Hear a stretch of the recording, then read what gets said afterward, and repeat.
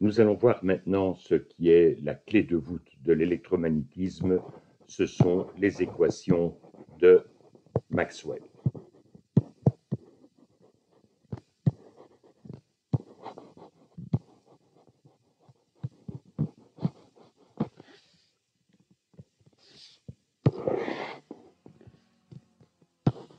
(1862), donc dû à James Clerk Maxwell.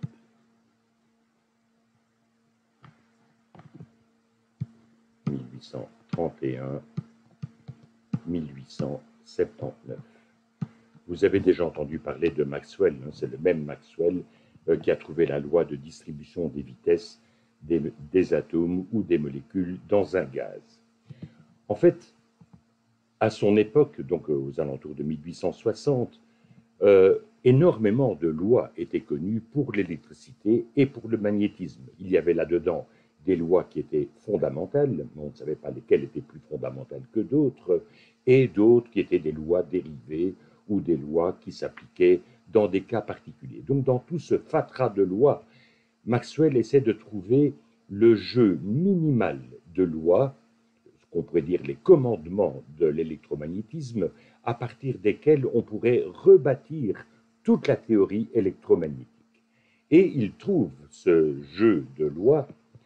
Elles sont au nombre de 4. Nous allons les passer en revue successivement. La première loi, c'est que l'intégrale de EdS sur n'importe quelle surface fermée est égale à la charge intérieure, donc la charge emprisonnée par cette surface, divisée par epsilon 0. J'ai évoqué cette loi, c'est la loi de Gauss. Elle est tout à fait équivalente au fait que le champ électrique dû à une charge ponctuelle varie en 1 sur R carré. Et ceci fait mention implicitement au fait qu'il existe des charges isolées. Donc il y a des cas, effectivement, où cette intégrale est non nulle. Si je prends son équivalent pour le champ magnétique, j'aurai ici l'intégrale de B en produit scalaire avec ds, et je fais la même opération sur une surface fermée. Ceci est toujours égal à 0. Bon, je vous ai déjà dit que toujours et jamais sont deux adverbes qui sont complètement interdits en sciences, donc je devrais ajouter toujours jusqu'à preuve du contraire. Donc ceci, c'est l'équivalent de la loi de Gauss, mais pour le champ magnétique. Ceci est tout à fait équivalent à dire qu'il n'existe pas de monopôle magnétique.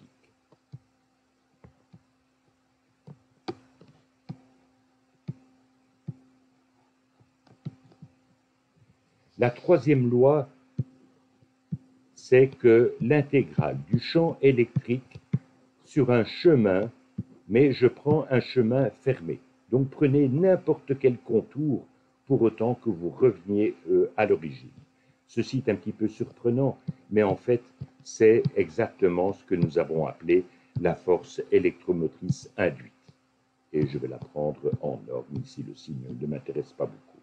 Ceci est égal à moins d phi m sur dt. Là, vous reconnaissez en fait la loi de Faraday-Lenz.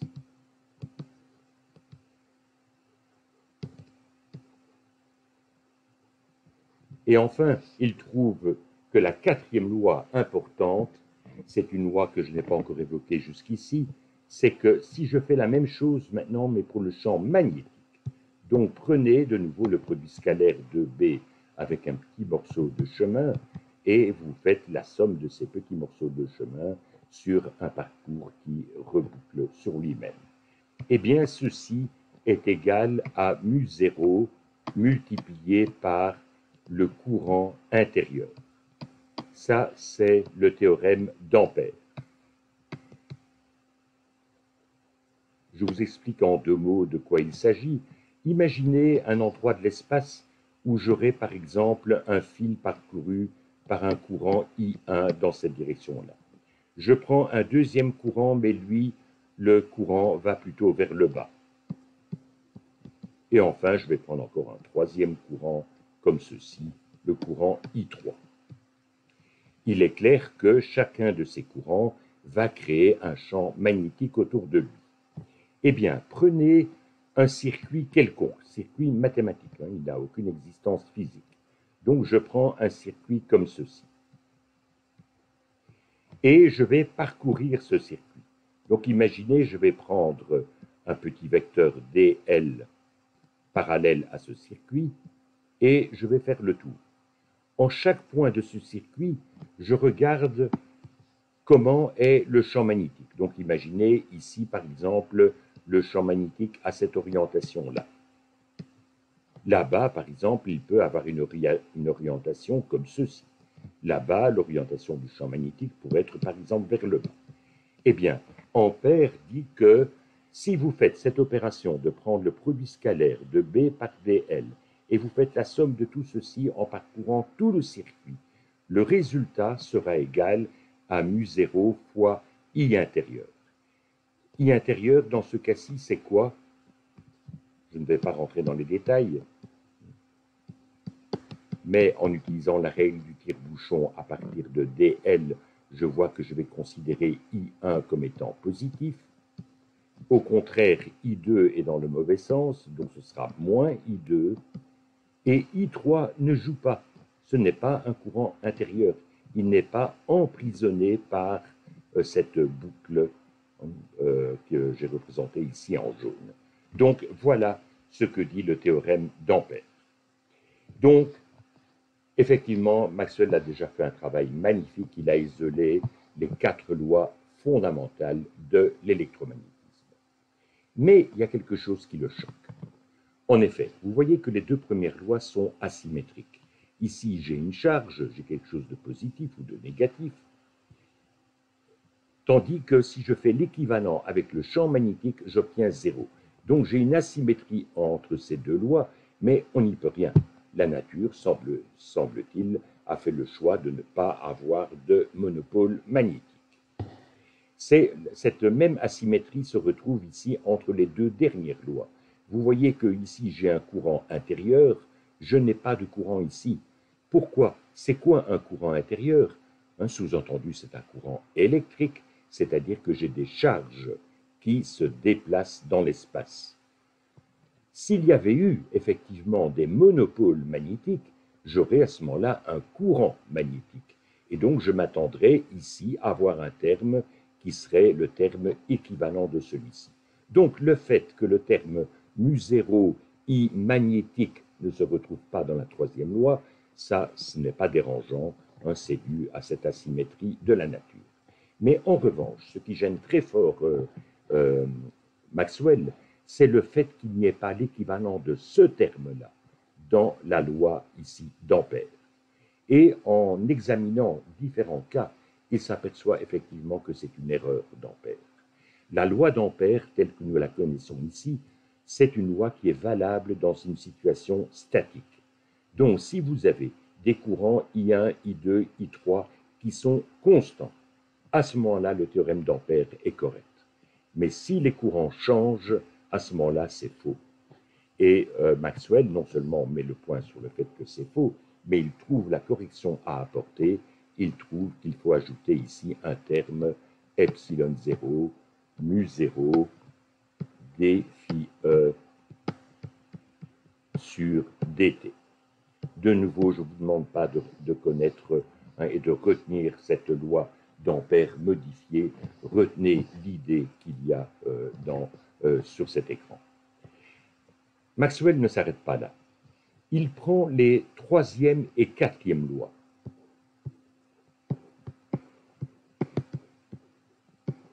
Et il va les triturer, si vous voulez, il va les mettre ensemble, parce que vous voyez que vous avez du champ électrique, mais là on parle d'un flux magnétique, ici vous avez un champ magnétique, mais on parle ici de champ électrique. Donc il y a moyen en fait de jouer avec ces 2 équations et de les découpler, comme on dit, c'est-à-dire avoir une équation qui ne concerne que le champ électrique et une équation qui ne concerne que le champ magnétique. Et Maxwell montre que, effectivement, dans une région de l'espace, s'il n'y a pas de champ, pardon, s'il n'y a pas de charge et il n'y a pas de courant, donc placez-vous dans le vide, eh bien, à partir de là, il arrive à trouver deux autres équations. La première, c'est que 1 sur V carré, delta carré E sur delta T carré est égal à delta carré E sur delta X carré, je corrige tout de suite cette équation puisqu'il s'agit du vecteur E, plus delta carré E sur delta Y carré, de nouveau E en vecteur, plus le terme équivalent pour la dimension Z. Et cette équation vectorielle, en fait, vous pouvez la décomposer en trois équations scalaires. Vous avez une équation pour EX, la même équation pour EY et encore la même équation pour EZ. Et vous avez exactement le symétrique pour le champ magnétique. Donc vous avez 1 sur V carré delta carré B sur delta T carré est égal à delta carré B sur delta X carré plus delta carré B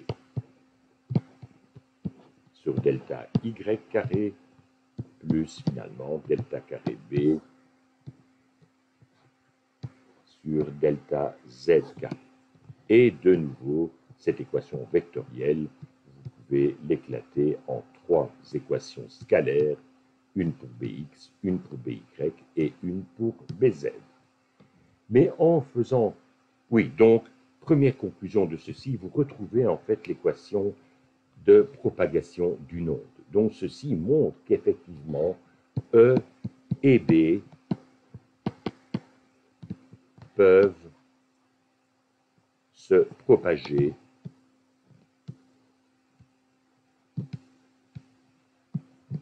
comme des ondes.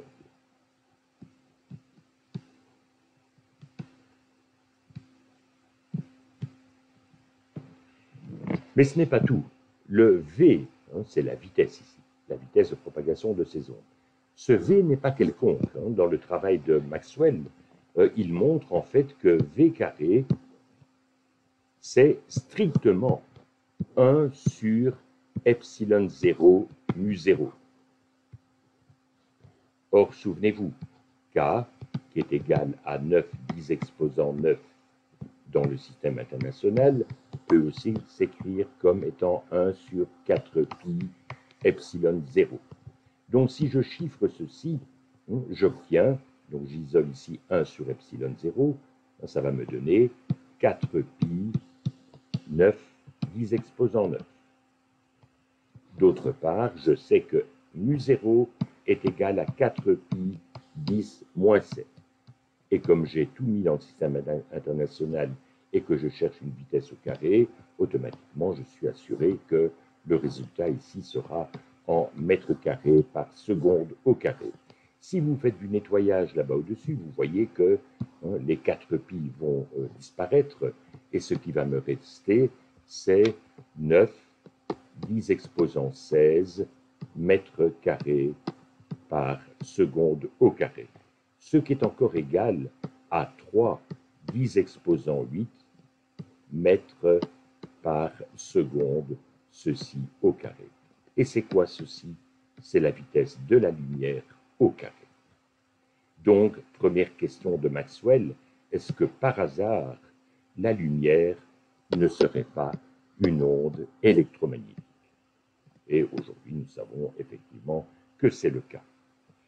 Il a fallu attendre 1887 pour que le physicien allemand Frank Hertz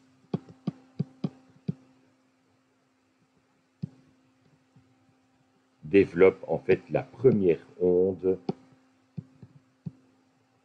électromagnétique, non lumineuse.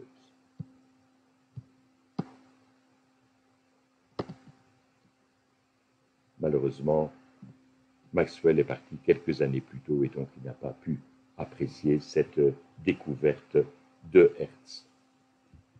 Ce n'est pas tout. En faisant ce petit jeu ici, Maxwell découvre qu'il y a d'autres propriétés à respecter.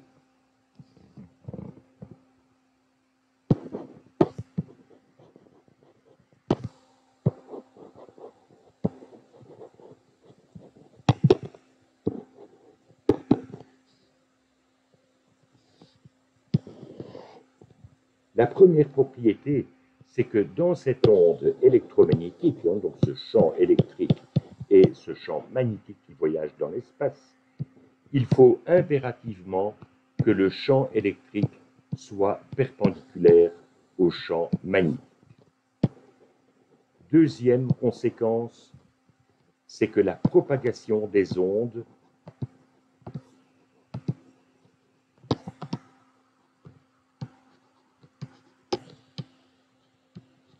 est strictement parallèle au produit vectoriel de E par B.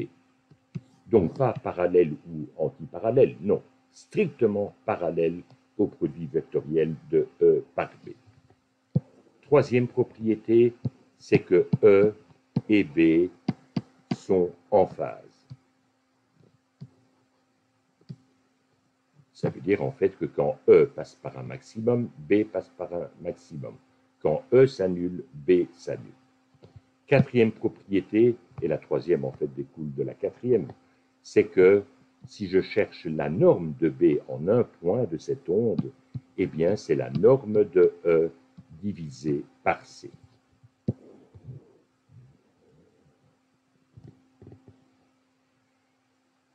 Dans la vidéo suivante, en fait, nous allons voir justement des exemples concrets d'utilisation de tous ces concepts dus à Maxwell.